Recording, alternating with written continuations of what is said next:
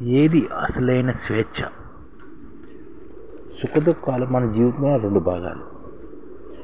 సుఖదుఖాలు అనేవి మన జీవితంలో రెండు భాగాలు. సుఖంగా ఉన్నప్పుడు ఆ సుఖం అలాగే కొనసాగాలని మనిషి ఆరాటపడుతుంటాడు. దుఃఖం బాధ కలిగినప్పుడు విలవలాడిపోతుంటాడు. ఎందుకంటే ఇది మానవ స్వభావం. మంచి చెడుల విచక్షణాభావం అందరికీ ఉంటుంది, కానీ సత్యం అనేది ఒకటి ఉంది. అది మంచి చెడులకు అతీతమైనది. ఆ సత్యం మన హృదయాల్లో నిక్షిప్తమే ఉంది. దానికి మనం సుపరిచితం కావాలని కోరుకోవాలి. సమస్యలన్నిటికీ మూలం మనమే.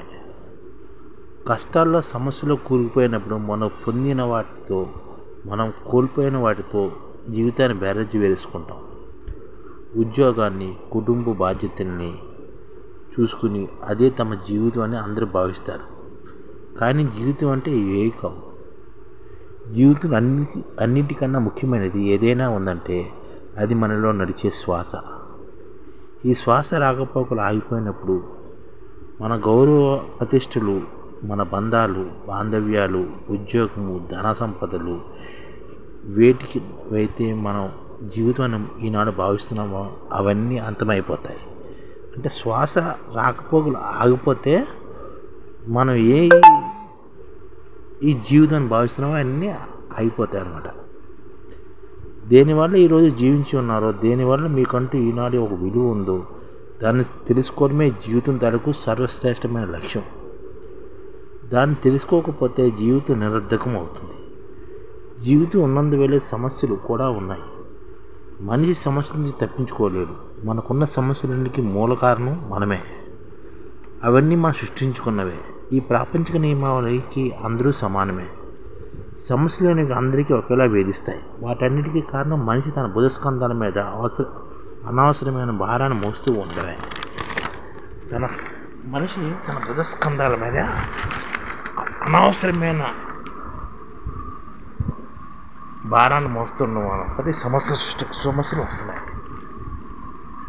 జీవితంలో నిరాశకు స్థానం ఉండకూడదు. జీవితంలో నిరాశ కుంగిపోతున్న స్థితిలో కూడా ఆశ అనేది మీలో ఉద్భవించాలి. రేపటి రోజు నా సూర్యుడు తిరిగి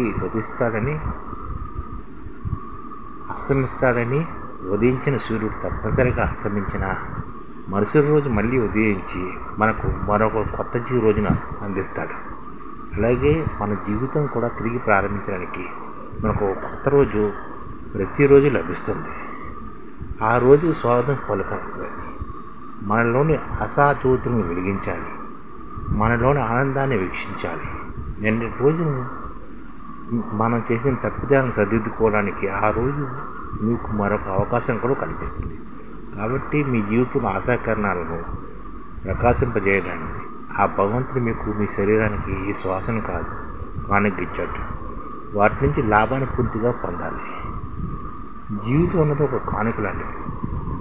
మనలో సాగే ఈ శ్వాస అత్యంత అమూల్యమైనది. మనం ఎప్పుడైనా గమనించలేదు.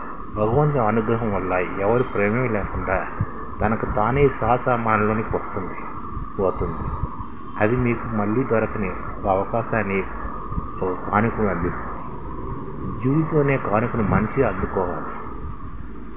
మనం ప్రపంచంలో ఉత్త చేతులతో జన్మించినప్పటికీ ఉత్త చేతులు వెనుకదీయాల్సిన అవసరం లేదు. మన వెంటనే ఏదైనా వెళ్ళండి. మరి మీరు మీ వెంట దేన్ని తీసుకువెళ్ళగలరు? ఉదయ పాత్రను మాత్రం ప్రేమతో, ఆనందంతో నింపుకుంటే దాన్ని తీసుకువెళ్ళగలరు. హృదయం అనే పాత్రను ప్రేమతో, ఆనందంతో నింపుకుంటే దాన్ని మనం తీసుకెళ్ళచ్చు. మనకు లభించిన ఈ శ్వాస, ఈ సమయం, ఈ జీవితం ఇవన్నీ ఎంతో అమూల్యమైనవి. వాటిని వృధా చేయకూడదు.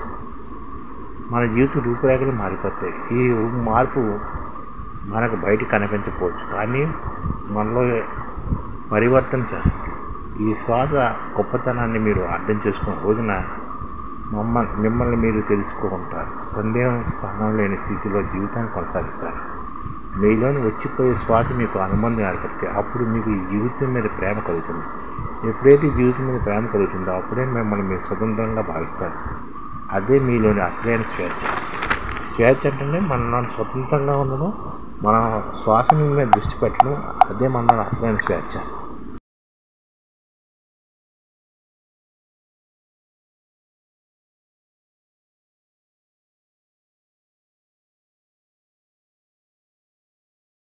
ఈ ఛానల్ ముఖ్య ఉద్దేశం ఏంటంటే మన తెలుగు రాష్ట్రాల్లో 1 కోటి మందికి సంఘటిత రంగాల్లో ఏ విధంగా ఉద్యోగాలు ఇవ్వవచ్చు, కనీస నెల జీతం 30,000 వరకు ఏ విధంగా ఇవ్వవచ్చు, ఏ విధంగా చేస్తే ఉద్యోగాలు సృష్టించబడతాయో వివరిస్తూ ఈ ఛానల్ వీడియోలు వస్తాయి.